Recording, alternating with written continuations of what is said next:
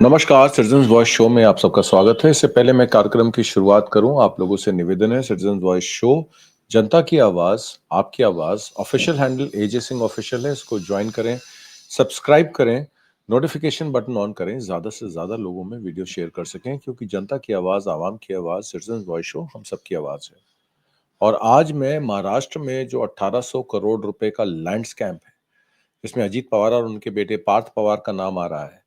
FIR में भी पार्थ पवार का नाम इंक्लूड नहीं किया गया है। कोई ना कोई सत्ता में उनको बचाने की कोशिश कर रहा है। कितनी पावरफुल लॉबी थी जो वतनदारों का लैंड जो है, जो जमीन जो है, उसको हथियाने की कोशिश कर रही थी। इसमें कई जो लोग इन्वॉल्व थे, जिस महिला ने उसकी लैंड डील कराने की कोशिश की पावर ऑफ अटॉर्नी के बेसिस पे, उस पर भी बहुत सारे केसेस चल रहे हैं फ्रॉड के। उसके पति पर भी बहुत सारे फ्रॉड केसेस चल रहे हैं। दोनों ही जो है वो पहले से ही नामजद हैं इस तरीके के फ्रॉड करने में। तो अजीत पवार के बेटे की कंपनी ने वो पावर ऑफ अटॉर्नी के बेसिस पे सेल डीड कैसे साइन की? अगर अजीत पवार का कहना है कि कोई पैसा नहीं दिया गया, तो फिर सेल डीड कैसे हो गई? ये सारे मामले को आज हम विस्तार से चर्चा करेंगे। उम्मीद करता हूं आपको आज का कार्यक्रम पसंद आएगा। अजीत पवार से सवाल तो कई हैं। जब पैसे नहीं दिए गए तो रजिस्ट्री कैसे हो गई? आप कभी रजिस्ट्रार ऑफिस में गए हैं? कागज मांगे जाते हैं, साक्ष्य मांगे जाते हैं, प्रॉपर्टी कार्ड मांगा जाता है, घाटा संख्या मांगा जाता है। आपसे बताया जाता है कि आप अपनी पूरी चेन दिखाइए कागजों की, उसके बाद ही वो सेल डीड एग्जीक्यूट होती है। 2 विटनेसेस चाहिए होते हैं। तो ये सब काम कैसे हुए? कोई पेमेंट दी नहीं गई, कोई पेमेंट ली नहीं गई। एक पावर ऑफ अटॉर्नी जिसका कोई औचित्य नहीं, कोई कागज नहीं, कोई एनओसी नहीं। सरकार की जमीन एक थर्ड पार्टी एक कंपनी को बेच जाती है और उस पर कोई भी चीजें नहीं होती, और 300 करोड़ रुपए की उसकी जो डील होती है, उसमें स्टैम्प ड्यूटी चार्जेस भी वेव ऑफ होते हैं। किसने कराए stamp duty charges wave of? कौन था उस सरकार में आदमी जिसने stamp duty charges wave of कराए? और अब एफआईआर उसमें दाखिल हुई है, उस डील को कैंसिल करने की कवायद की जा रही है, पर वो डील ऐसे कैंसिल नहीं होगी जब तक 40-42 करोड़ रुपए का फाइन नहीं पे होगा। वो डीड जो है वो कैंसिल नहीं हो सकती। कौन ये फाइन पे करेगा? ये वो महिला पे करेगी जिसने ये डीड एग्जीक्यूट कराई फेक पावर ऑफ अटॉर्नी पर, या फिर ये जिसने खरीदी वो कंपनी पे करेगी? कौन पे करेगा? या सरकार पे करेगी? किसी ना किसी को तो फाइन पे करना पड़ेगा। दूसरी बात इसमें यह भी आ जाती है, शीतल तेजवानी का नाम इसमें आता है। उसका हस्बैंड पहले से बेल पर है। एक बैंक का वो स्कैम कर चुका है। 60 करोड़ के लोन लेके मर्सिडीज गाड़ी और कैश विड्रॉ करा है उसने अलग अलग अकाउंटों से। उसकी बीवी को एंटिसिपेटरी बेल मिल जाती है जब वो बैंक स्कैम करती है, और उसके बाद वो फिर ये कोशिश करती है। अगर ये एफआईआर में किसी का नाम नहीं है, तो इस एफआईआर का मतलब क्या है? अमेडा एंटरप्राइज किसकी ओनरशिप कौन है इसका? पार्थ पवार इसके ओनर है, दिग्विजय पाटिल है। कौन है इसका ओनर? क्यों उन डायरेक्टर्स या पार्टनर्स का नाम? अगर ये कोई नॉर्मल कंपनी होती जिसमें एक आम आदमी होता, तो क्या उनके नामों के खिलाफ एफआईआर नहीं होती? कंपनी के नाम एफआईआर करके क्या उसके लिपापोती की जा रही है? कंपनी बाय वर्च्यू अगर एफआईआर में होती है, तो उसके उसके जो डायरेक्टर्स होते हैं या पार्टनर्स होते हैं, अगर एलएलपी है, तब भी लिमिटेड लाइबिलिटी पार्टनरशिप में पार्टनर्स की पूरी देनदारी बनती है। पार्थ पवार जो है 99% ओनर है उस कंपनी के। दिग्विजय की तो सिर्फ दिग्विजय पाटिल की 1% होल्डिंग है, वो कजन लगते हैं जी। इतना कोइंसिडेंस कि पार्थ पवार अजीत पवार के बेटे, दिग्विजय पाटिल उनके कजन, और वो जाके सेल डीड करा रहे हैं, स्टैम्प ड्यूटी चार्जेस भी वेव ऑफ करा रहे हैं। तो ये कहीं ना कहीं बात हजम नहीं होती है। और हाउ कम कि मीडिया पे बात पहुंचती है और आपने डील कैंसिल करवा दी? इसका मतलब है आपको पहले से पता था कि अगर ये डील सामने आएगी तो उसको कैंसिल करवाना पड़ेगा। अजीत पवार पे तो पहले भी इरिगेशन स्कैम के केसेस चल रहे थे। देवेंद्र फडणवीस साहब ने कहा था कि चक्की पीसिंग एंड पीसिंग एंड पीसिंग। चक्की पिसवाने की बजाय आपने उनको डिप्टी सीएम बना दिया, और डिप्टी सीएम बनाने के बाद अब वो फिर स्कैम कर रहे हैं और आप कुछ कर नहीं पा रहे हैं। तो देवेंद्र फडणवीस का भी फेलियर है। क्या अजीत पवार को रिजाइन नहीं करना चाहिए? कल की बात बताता हूं कि 3 महीने पहले आपने कहा था कि जो रूल्स हैं लैंड डील्स में वो फॉलो होंगे। आपको खुद ही नहीं पता कि लैंड ग्रैब डील कैसे हो गई। तो ये सवाल बहुत बड़े सवाल हैं। और अगर आपके खुद के सुपुत्र लैंड ग्रैब कर रहे हैं अपनी कंपनी के द्वारा, पावर ऑफ अटॉर्नी जो कि एक fraud power of attorney fraud तरीके से उनके बेचारे वतनदारों के, जिनको कहा गया कि हम आपके लिए केस लड़ेंगे, हम आपकी जमीन वापस दिला के देंगे, हम आपकी रिप्रेजेंटेशन करेंगे, लीगल रिप्रेजेंटेशन के लिए पावर ऑफ अटॉर्नी बनाई गई। और वो शीतल तेजवानी उस पावर ऑफ अटॉर्नी के बेसिस पर ये इतना बड़ा फ्रॉड कर जाती है और जो दोषी हैं उनको बचाया जा रहा है। अब पुणे पुलिस करेगी इसकी इन्वेस्टिगेशन। कौन है पुणे पुलिस का इंचार्ज, ये आप ही बता सकते हैं। हाई पावर कमेटी अगर बनेगी महाराष्ट्र गवर्नमेंट द्वारा, तो कमेटियों की रिपोर्टों में क्या होता है ये आप भी जानते हैं, हम भी जानते हैं। आप डिप्टी सीएम हैं, आप फाइनेंस मिनिस्टर हैं महाराष्ट्र के, आपकी बेटा एक फ्रॉडलेंट तरीके से जमीन खरीदने की कोशिश करता है और आपको उसकी इन्वॉल्वमेंट का पता ही नहीं। आपको तो तुरंत प्रभाव से रिजाइन कर देना चाहिए। डायरेक्ट कॉम्प्लिसिटी है अजीत पवार की इसमें। और सबसे बड़ा सवाल यह भी है कि अजीत पवार की ये डील पार्थ पवार की जो हुई, इसका नाम किसने बाहर किया? ये डील बाहर कैसे आई? लोकल बॉडीज इलेक्शन है महाराष्ट्र में, उससे पहले ये डील वापस कैसे आई, बाहर कैसे आई? लोगों को कैसे पता लगा इसके बारे में? ये भी एक बहुत बड़ा सवाल है। इसकी टाइमिंग पे भी बहुत बड़ा सवाल है। पहले हम ये केस जान लेते हैं, समझ लेते हैं इसकी हिस्ट्री क्या है, और उसके बाद फैसला तो न्यायालय करेगा, फैसला देश की पब्लिक करेगी, फैसला महाराष्ट्र के लोग करेंगे। हमारा काम है बताना। 19th सेंचुरी में मुंडवा, जो कि कॉलोनियल पुणे के बाहर आता है, उसमें ब्रिटिश सरकार ने उस समय 44 एकड़ लैंड जो है 26 फैमिलीज को महार कम्युनिटी की दी थी। और ये प्रचलित वहां का सिस्टम था, जिसमें वतनदारों को काम के बदले या तो जमीन दे दी जाती थी जोतने के लिए, या उनको लैंड राइट दे दिए जाते थे कि आप उसमें रह सकते हैं। सरकारी जमीन होती थी पर उसमें लीज ग्रांट कर दी जाती थी। तो महार कम्युनिटीज को, 26 परिवारों को 44 एकड़ लैंड ब्रिटिश गवर्नमेंट के समय अलॉट हुई। ये लैंड जो कहा जाता है वतन लैंड कहा जाता है। और उनकी जो सर्विसेज हैं उसमें, जैसे वो विलेज वॉचमैन होते हैं, मैसेंजर्स होते हैं, पोस्टमैन का काम करते हैं, टॉर्च बेरर्स होते हैं, सैनिटेशन वर्कर्स होते हैं, उनसे हर तरीके का काम लिया जाता है। ये सब हमारे दलित समाज के साथी, वंचित समाज के साथी हैं। और उनके रहन सहन और उनके बच्चों के पालन पोषण के लिए जमीनें उनको लॉन्ग टर्म लीज पे दी जाती हैं। और ये लैंड होल्डर जो होते हैं वो हेरिडेटरी राइट्स होते हैं इनके। परिवार दर परिवार ये लैंड के हेरिडेटरी राइट्स होते हैं। इसमें जो सर्विसेज सरकार को वो ऑफर करते हैं, उसके एक्सचेंज में वो जमीन दी जाती है। ये दक्कन के एरिया का एक प्रचलित, मैंने जैसे पहले कहा आपको, एक सिस्टम है। तो मुंडवा में बेसिकली मराठा एरा से चलता आ रहा है। ब्रिटिश पीरियड में उसमें कंटिन्यूटी में आया, मराठा एरा के टाइम से ये बात चलती आ रही है। हेरिडेटरी टेन्योर जो होता है उसमें जो वतन होता है वो हेरिडेटरी होता है। रेंट फ्री चीज होती है, क्योंकि वो सर्विसेज ऑफर करते हैं, इसलिए उसका कोई किराया नहीं देना पड़ता। लैंड जो होता है वो विलेज के जो रेजिडेंट होते हैं, जो जो सर्विसेज दे रहे होते हैं, उनके नाम रिकॉर्ड होता है। और एडमिनिस्ट्रेटिव भी हो सकता है, जैसे कि पाटिल हैं, कुलकर्णी हैं, ये विलेज हेडमैन या अकाउंटेंट माने जाते थे। और यही उन गांव के जमीन के सरपरस्त होते थे। और आज वही सत्ताधीश भी हैं। इसी सरनेम के लोग आपको चीफ मिनिस्टर भी मिल जाएंगे, मिनिस्टर्स भी मिल जाएंगे, सत्ताधीश भी मिल जाएंगे।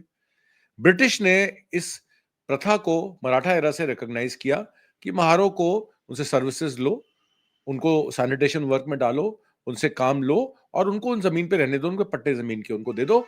जमीन का अधिकार जो है, जो उसकी ओनरशिप है, वो सरकार के पास ही रहेगी।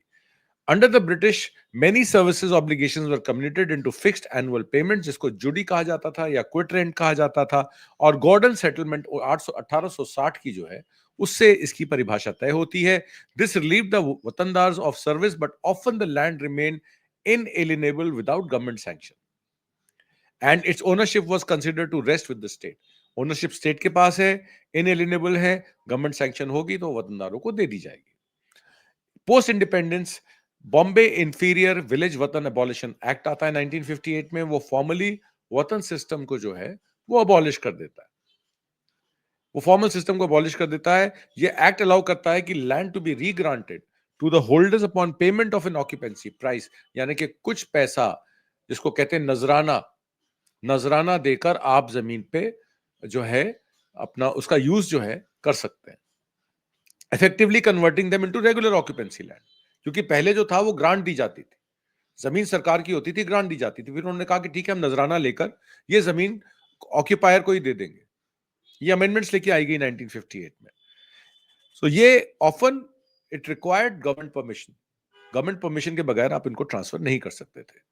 इंडिपेंडेंस के बाद महार वतन अबॉलिशन एक्ट ऑफ 1950, इसमें लैंड जो है वो महाराष्ट्र सरकार के द्वारा रेगुलर होल्डिंग्स में कन्वर्ट की गई। सेल और transfer required prior government approval. जैसे कि मैंने आपको कहा, कम्यूटेशन सेटलमेंट में अगर माने तो ब्रिटिश सरकार के समय many services obligations were committed into fixed annual payments and abolition और बॉम्बे इंफीरियर वतनदार एक्ट जो आया, उसने इस वतन सिस्टम को फॉर्मली अबॉलिश कर दिया, लैंड रिज्यूम कर दी स्टेट गवर्नमेंट को, और उसके बाद 1 से 3 गुना नजराने के बेसिस पर उस जमीन के पट्टे जो हैं वो उन वतनदारों को देने की बात की गई। ये एक्ट में अलाउ किया गया था, और उस एक्ट का जो कॉपी है मेरे पास है, मैं आपको दिखा देता हूं। उसमें 3 क्लॉजेस हैं। पहला क्लॉज ये कहता है कि मैं आपको बताता हूं उसके बारे में, कि पहला क्लॉज ये कहता है कि regrant to watandars under section 55(1) of the abolition on payment of occupancy price मतलब नजराना देने पर, equal to 1 to 3 times of the assessment of land, ये रीग्रांट हो सकती है उन्हीं वतनदारों को जिनको जमीन ब्रिटिशर्स ने ग्रांट की थी। उससे पहले मराठा एरा से चले आ रहे हैं। Regrant to authorise holders under section 6 on payment of occupancy price equal to 1 to 3 times the assessment of the land, ये ऑथराइज होल्डर्स को भी दी जा सकती है। रीग्रांट टू वतनदार्स और unauthorise holders of others under section 9 on payment of occupancy price laid down in government circular revenue department dated 19 September 1963। और चौथा clause था रीग्रांट टू वतनदार्स और authorise holders in cases of which they fail to obtain regrant of land under the provision of section 5 or 6 by paying occupancy price within the prescribed time, but land was later re-granted to them in accordance with the order contained in the government circular dated 1965। ये 4 तरीके से ये government को रीग्रांट किया जा सकता था वतनदारों को और ऑथराइज होल्डर्स को, mention in 1 and 2 of the circular. इसके अलावा आप इस जमीन को ट्रांसफर नहीं कर सकते, आप इस जमीन को बेच नहीं सकते, आप सर्टेनली इस जमीन की पावर ऑफ अटॉर्नी के बेसिस पे इसकी सेल डीड एग्जीक्यूट नहीं कर सकते। पर इस महीने क्या हुआ, 43.3 एकड़ जमीन मुंडवा में मार्जिनलाइज कम्युनिटी की, दलित कम्युनिटी की, सब पार्टियां कहते हैं वंचित समाज के लोग उनके अधिकारों के लिए लड़ाई कर रहे हैं, हम उनके अधिकारों के लिए ही करेंगे, उनसे ही वोट लेकर उन्हीं की जमीन को हथियाने के, क्योंकि जमीनों के रेट अब 100 गुना हो गए हैं, वहां पे प्लॉटिंग हो सकती है, वहां पे इंडस्ट्रियल पार्क बन सकता है, वहां पे बड़े बड़े कॉरपोरेट आ सकते हैं। तो एक तरीके से जमीन हथियाने की ये सौदेबाजी, ताकि वहां पे कोई इंडस्ट्रियल पार्क लग सके, कोई बड़ा बिजनेस लग सके, कोई बड़ा कॉर्पोरेट आ सके, शायद इसलिए इस जमीन को हथियाने की कोशिश की गई। अब हम आ जाते हैं प्रेजेंट पर। डील जो है वो 300 करोड़ में की जाती है पावर ऑफ अटॉर्नी के थ्रू। कौन है ये पुणे की बिजनेस वुमन, इनका नाम क्या बताया जा रहा है, शीतल तेजवानी। उन्होंने सारे मैंडेटरी स्टेट अप्रूवल्स को वायलेट किया, उन्होंने लॉज गवर्निंग वतन लैंड को जो है वायलेट किया, और 21 करोड़ की स्टैंप ड्यूटी वेवर भी ले ली। क्या था इनका ऐसा प्रभाव कि 21 करोड़ की स्टैंप ड्यूटी का ये वेवर भी ले रही हैं। आप ले सकते हैं, आप 21 रुपए का वेवर लेने जाइए, आपको नहीं मिलेगा। यहां 21 करोड़ रुपए का वेवर मिल रहा है। ट्रांजैक्शंस के बाद 2 FIR होती हैं, तेजवानी और सेवरल ऑफिशियल्स, इसमें तहसीलदार भी इन्वॉल्व है, इसमें लोकल जो वहां के एडमिनिस्ट्रेटर्स हैं जिन्होंने सेल डीड को एग्जीक्यूट होने दिया, वो भी लोग इन्वॉल्व हैं। और इसमें जो पार्थ पवार है, जिनकी कंपनी, जिनका 99% उस LLP में हिस्सेदारी है, उनका नाम नहीं डाला जाता, क्योंकि वो अजीत पवार के बेटे हैं, उनके पिताजी डिप्टी CM भी हैं और फाइनेंस मिनिस्टर भी हैं। अब ऑपोजिशन जो है वो अजीत पवार से सवाल पूछ रही है कि आप अपने बेटे को क्यों बचा रहे हैं। आप सब रजिस्ट्रार पे कह रहे हैं कि सब रजिस्ट्रार को ये डील नहीं करनी चाहिए थी, इसको कैंसिल। सब रजिस्ट्रार तक ये डील पहुंची कैसे, किसने उस पर प्रेशर डाला इस डील को करने के लिए? अब ये तो सारा जांच का विषय है। अजीत पवार साहब बारामती में कहते हैं कि भाई इसमें इन्वेस्टिगेशन ऑर्डर कर दीजिए, दूध का दूध पानी का पानी कर दीजिए, पर इन्वेस्टिगेशन ऑर्डर करने वाले कौन है? Chief minister Devendra Fadnavis. आप डिप्टी CM हैं, क्या आप डिप्टी CM रहते कोई ऐसी जांच संभव है, निष्पक्ष जांच संभव है? यह सवाल पूछा जाना चाहिए। स्टेट रेवेन्यू डिपार्टमेंट ने सब रजिस्ट्रार रविंद्र तारू को जो है वो सस्पेंड कर दिया है फॉर एलिज इरेगुलरिटीज। तहसीलदार पहले ही सस्पेंड हो चुके हैं। तो क्या ये तहसीलदार और सब रजिस्ट्रार ऑपरेट कर रहे थे खुद से, या उन पे दबाव डाला जा रहा था? सवाल यह भी खड़ा हो जाता है। और इसमें अगर आप देखें, ये जमीन जो थी बोटेनिकल सर्वे ऑफ इंडिया को दी गई थी 1988 में। इसका अनुबंध दोबारा से लीज होती है 50 साल की, 2038 तक की ये लीज साइन है, जिसमें वो बोटेनिकल गार्डन्स बनाते हैं। जो आपके बोटेनिकल गार्डन में जो आपके जो आपकी हर्ब्स होती हैं, जो आपकी ट्रीज होती हैं, जो वनस्पति होती है, जो जो विलुप्त होने वाली वनस्पति है, उसको उसके प्रोटेक्शन के, उसकी प्रिजर्वेंस के लिए बोटानिकल पार्क्स बनाए जाते हैं। जो वनस्पतियां विलुप्त हो गई हैं, जो पौधशालाएं विलुप्त हो गई हैं, जो पेड़ विलुप्त हो गए हैं, उनकी वर्किंग के लिए बोटानिकल पार्क को जगह दी जाती है। अब बात यह आ जाती है कि 53 साल से यह लड़ाई चल रही है। प्रकाश धाले जो रेजिडेंट हैं और उनके डिसेंडेंट हैं वतनदार फैमिली के, वो कह रहे हैं कि हम 53 साल से लड़ रहे हैं, जब से मेरा जन्म हुआ है मैं तब से लड़ रहा हूं इस पे।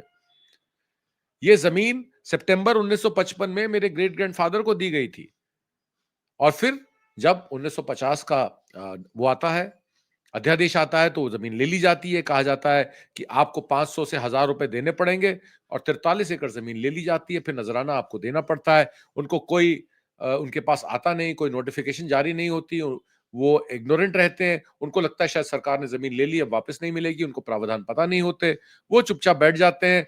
पर दिसंबर 1955 में वो lease botanical survey of India को दे दी जाती है, जबकि ओनरशिप उन्हीं वतनदारों के नाम रहती है जिन्होंने ब्रिटिश इंडिया में काम किया होता है सरकार के लिए, उन्हीं के नाम रहती है। 1973 में वो लीज जो है वो आगे एक्सटेंड हो जाती है, जैसे मैंने आपको बताया 1988 में, ये 50 साल के लिए 2038 तक बोटेनिकल सर्वे ऑफ इंडिया को दे दी जाती है, बोटेनिकल गार्डन के लिए। जो प्रकाश धाले हैं वो ये कहते हैं कि 1967 में 1967 में हमारी 26 में से 19 फैमिलीज ने री ग्रांट के लिए अप्लाई किया, पर गवर्नमेंट ने उसको रिजेक्ट कर दिया और हमें 45 रुपए महीने की कॉम्पनसेशन देने की बात की। हमारी पटिशंस डालने के बाद 26 फैमिलीज को कुछ नहीं मिला।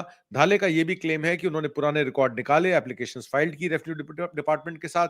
1994 में रेवेन्यू मिनिस्टर उस समय के विलास राव देशमुख साहब थे।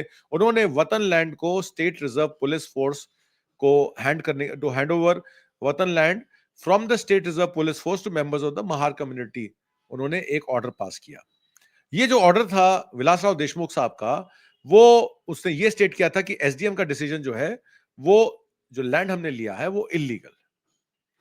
अब क्योंकि वनवादी की ये जमीन थी, वनवादी कम्युनिटी जो महार कम्युनिटी, ही सेम कम्युनिटी वनवादी में रहती थी। जब ये फैसला हुआ 1994 में, तो मुंडवा के भी जो केस जो था वो भी सिमिलर था। तो मुंडवा की फैमिलीज को लगा कि शायद अब हमें भी हमारी जमीन वापस मिल जाएगी। पर 2006 में फैमिली जो है ये अपना केस लड़ रही होती है, तो शीतल तेजवानी नाम की एक पुणे बेस्ड बिल्डर और बिजनेस वुमन, वो एक क्लेम करती हैं कि वो इनको हेल्प कर सकती हैं, और उसके लिए वो एक पावर ऑफ अटॉर्नी साइन करवाती हैं उन 26 फैमिली से कि मैं आपका केस जो है लड़ूंगी, उसको रिप्रेजेंट करूंगी, और मैं आपके केस को अंत तक लेके जाऊंगी। 19 साल तक उस पावर ऑफ अटॉर्नी को लेके बैठी रहती हैं, और 19 साल बाद वो फिर 43 एकड़ जमीन अमेडा इंटरप्राइजेस एलएलपी के साथ साइन कर देती हैं, जिसके मालिक पार्थ पवार हैं। पार्थ पवार अजीत पवार के बेटे हैं। तेजवानी और उनका हस्बैंड सागर सूर्यवंशी, वो पहले ही मल्टी करोड़ सेवा विकास कॉर्पोरेटिव बैंक के स्कैम में लिप्त थे। 2018 से उन पे केस चल रहा है। ये एंटिसिपेटरी बेल पे थी, वो रेगुलर बेल पे थे। बैंक को 429 करोड़ रुपए का घाटा हुआ था 124 नॉन परफॉर्मिंग लोन अकाउंट्स पे। इनकी कंपनी थी Paramount Dream Build private limited and Renuka lawns. इन्होंने 60 करोड़ रुपए का 10 बोगस लोन अकाउंट में पैसा विड्रॉ किया कैश से, पिंपरी और बुधावर पर्थ ब्रांचेस से, और एनफोर्समेंट डायरेक्टरेट ने सूर्यवंशी को 2023 में अरेस्ट किया था फॉर डिफ्रॉडिंग द बैंक। और शीतल तेजवानी जो है वो उन्होंने एंटिसिपेटरी बेल हासिल कर ली थी। सूर्यवंशी वाज अरेस्टेड इनटू 2023, पर उसको फिर मुंबई हाई कोर्ट से बेल मिल जाती है। कपल जो ये तिजवानी का कपल है, जिनमें सूर्यवंशी उनके हस्बैंड हैं, शीतल तिजवानी उनकी वाइफ है, वो अभी भी भागे हुए हैं। जब से मुंडवा लैंड डील में तिजवानी का नाम आया, शीतल तिजवानी का कोई अता पता नहीं है वो कहां पे है। एफआईआर इनकी फाइल हुई है भावदन पुलिस स्टेशन में, और सूर्यवंशी साहब का फोन बंद है। एक और वहां के रेजिडेंट है 70 ईयर ओल्ड कालिदास गायकवाड़। वो ये कहते हैं कि मैं यहाँ का रेजिडेंट हूं, हम ओरिजिनल वतनदार फैमिली से हैं। इन 2006 में एक उमेश मोरे नाम का ब्रोकर हमारे पास आया था शीतल तेजवानी के बिहाफ पे, और उसने कहा था कि ये आपकी सारी दुविधाएं जो है कंप्लीट कर देंगे। हम 272 फैमिली मेंबर से सिग्नेचर कराए गए, 26 फैमिलीज के, और हमें 5-5, 10-10 हजार रुपए भी दिए गए, और कहा गया कि आपका प्रॉपर्टी कार्ड पे नाम है और हम आपको ये पैसे दे रहे हैं, और हम आपको रिप्रेजेंटेशन आपकी करेंगे, और ये केस लड़ेंगे और आपको सरकार से पैसा दिला के रहेंगे। पावर ऑफ अटॉर्नी का मिसयूज किया गया, और इसका जो आपके वहां के जो रजिस्ट्रार ऑफिस है, उन्होंने कागज नहीं चेक किए, सरकारी जमीन है क्या, मुंबई महाराष्ट्र की उसमें एनओसी लगी थी क्या, देवेंद्र फडणवीस ने या रेवेन्यू डिपार्टमेंट ने अलाउ किया था कि ये जमीन हमने फारिग कर दी है, इसको आप बेच सकते हैं? सवाल ये खड़ा होता है। शीतल तेजवानी ने ये गरीब, दलित, वंचित समाज के लोगों को, महार कम्युनिटी को बेवकूफ बनाया, और उनकी जमीन पार्थ पवार को चुपचाप बेच दी। इसमें जो उस समय वहां के कलेक्टर के नाक के नीचे जो ये काम हुआ, ये सबसे बड़ी बात है कि ऐसा इतना बड़ा फ्रॉड एक तहसीलदार, एक एसडीएम, एक रेवेन्यू डिपार्टमेंट की नाक के नीचे से कैसे हो जाता है। और सबसे बड़ी बात यह है कि उसमें स्टैंप ड्यूटी चार्जेस को वेव ऑफ करने का प्रेशर कहां से आया। तो अजीत पवार पर सीधे सीधे ये सुई जाती है कि अजीत पवार की अगर इसमें इन्फ्लुएंस ना होती तो ये सब काम नहीं हो सकता। और इसमें अगर किसी स्कॉलर या किसी जो वहां के जानकार हैं उनकी बात अगर माने, तो उनका कहना है कि 1976 में उस समय के चीफ मिनिस्टर शंकरराव चौहान ने गवर्नमेंट सर्कुलर निकाला था, जिसमें उन्होंने कहा था कि महार वतन लैंड जो है वो महार वतन लोग के लोगों को नजराने के रूप में दे दी जानी चाहिए। जो नजराना मिनिमम दे सकते हैं वो देके उनको दे दी जानी चाहिए। उसके बाद वहां पे मीटिंग्स होती हैं, डेलीगेशन एक दलित पंथर्स परिषद का चीफ मिनिस्टर चौहान को मिलता है, उनसे बात करता है, और गवर्नमेंट की अटेंशन ड्रॉ करता है कि ये वतन अबॉलिशन एक्ट में हमारी जमीनें जो हैं जबरदस्ती हमसे ले ली गई हैं, हमारी जीविका उन्हीं से है। एक तरफ तो आप जीविका दीदी को यहाँ पैसा देने की बात कर रहे हैं, और वहां महार कम्युनिटी की जीविका को आप छीन रहे हैं। इससे बड़ी बात क्या हो सकती है? सर्कुलर ने यह भी क्लैरिफाई किया था कि if the land was in possession of institutions for public purpose such as botanical survey of India और any such institution, the Mahar watandars retain the right to have it regranted to them. मतलब regrantation जो है वो हो सकती है चाहे botanical park को ही हो, जमीन लीज्ड आउट हो, पर कम से कम जमीन का राइट तो महार को मिलना चाहिए, चाहे मिनिमम रेंट उनको मिले। अब ये जो चीजें हैं, वहां की जो कामगार यूनियंस हैं या वहां के जो लोग हैं, उन्होंने ज्वाइंट डिस्ट्रिक्ट रजिस्ट्रार और स्टैंप ड्यूटी कलेक्टर संतोष इंगाने को पूछा था कि इस तरीके की रजिस्ट्री कैसे हो सकती है, 21 करोड़ रुपए का स्टैंप ड्यूटी चार्जेस कैसे वेव ऑफ किया गया। मुंडवा जो एरिया है 2025 में it has been transformed into a Koregaon park annexe, one of the Pune's most expensive real estate zone. तो आप समझ सकते हैं कि ये 44 एकड़ जमीन की कीमत 1800 करोड़ से भी कहीं ज्यादा है। 300 करोड़ की आप जमीन खरीद रहे हैं एक फ्रॉड आदमी से, वो भी पैसे का कोई लेन देन नहीं होता है, सिर्फ सेल डीड में दिखाया जाता है। 21 करोड़ रुपए उसके जो स्टैंप ड्यूटी चार्जेस हैं वो वेव ऑफ कर दिए जाते हैं। मार्केट वैल्यू उस प्रॉपर्टी की 1800 करोड़ से भी ज्यादा है। किस तरीके की ऑर्गेनाइज लूट हो रही है? प्रधानमंत्री मोदी क्यों चुप है इस पर?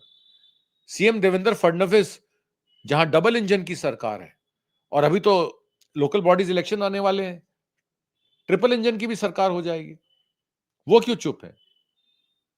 उद्धव ठाकरे की शिवसेना इस पे क्या आंदोलन करेगी? सबसे बड़ी बात यह आ जाती है। और यहां तक कि 11,000 रुपए की पेमेंट दिखाई गई कि 11,000 रुपए हमने जमा करा दिए हैं, ये जमीन हमारी हो गई है। ये शीतल तेजवानी का चिट्ठी है। फ्रॉड देखिए किस तरीके से कि 11,000 रुपए हमने जमा करा दिए हैं, और ये 11,000 रुपए रेवेन्यू डिपार्टमेंट में जमा कराने के बाद पावर ऑफ अटॉर्नी के बेसिस पे हम इस जमीन को बेच सकते हैं। इस तरीके का फ्रॉड खेला जा रहा है। सब कुछ गोलमाल है। उम्मीद करता हूं आपको आज का कार्यक्रम पसंद आया होगा।